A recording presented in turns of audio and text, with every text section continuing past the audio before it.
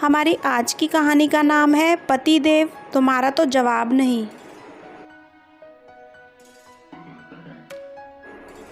प्रिया अपने घर में काम करने वाली नीता से गेस्ट रूम की सफाई करवा रही थी।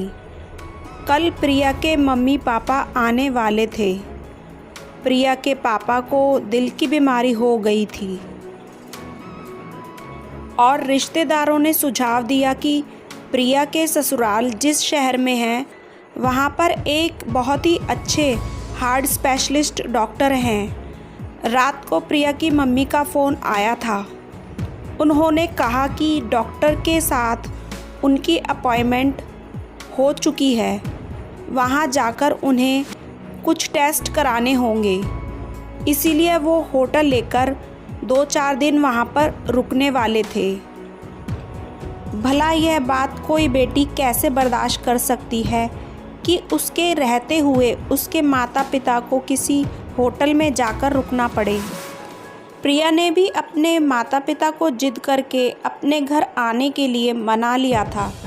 उन्होंने बताया कि कल रात की ट्रेन की टिकट है और वह परसों सुबह आ जाएंगे, इसलिए प्रिया सुबह सुबह काम वाली को बोलकर कमरे की सफाई करवा रही थी।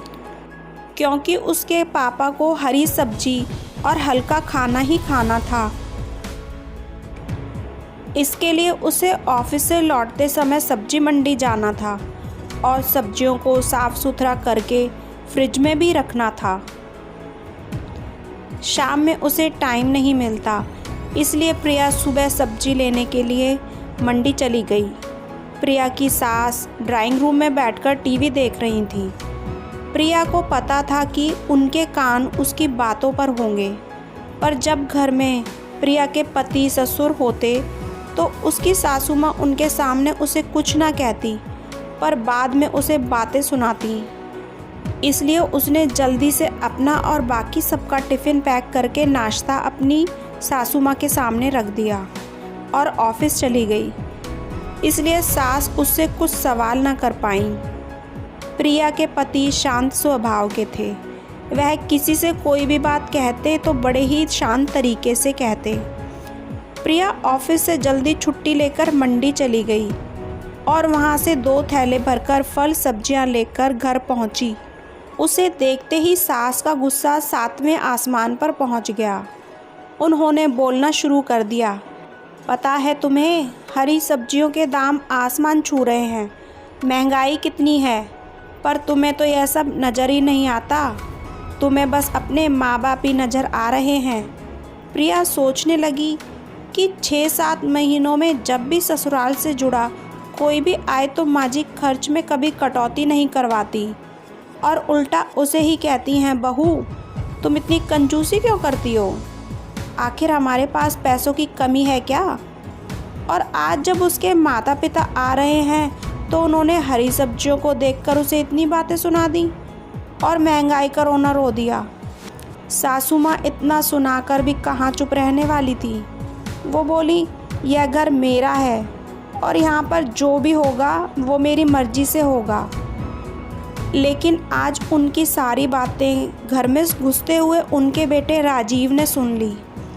राजीव ने शांत स्वर में अपनी माँ से कहा, माँ अगर यह घर सिर्फ आपका है, प्रिया का नहीं है, तो इस घर की जिम्मेवारियां भी प्रिया की नहीं हैं। वो इस घर की सारी जिम्मेवारियों को निभा रही है, क्योंकि वह इस घर को उतना ही अपना मानती है जितना मैं और आप मानते हैं। इसलिए इस घर पर उसका उतना ही हक है जितना मेरा और आपका। यह सब सुनकर सासू माँ को तो जैसे सांप ही सूंघ गया हो। उनके मुंह से एक भी शब्द नहीं निकला।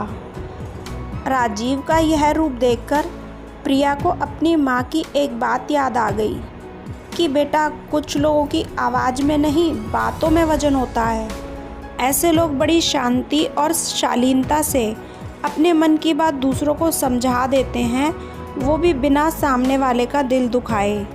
प्रिया मन ही मन अपने पति की तारीफ़ करते हुए बोली, वाह पतिदेव तुम्हारा तो जवाब नहीं, तुम तो छा गए।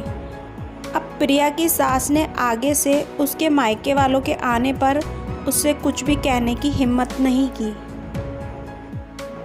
दोस्तों, अगर आपको मेरा ये वीडियो पसंद आया तो इसे लाइक करें, शेयर करें और मेरे चैनल को सब्सक्राइब करें।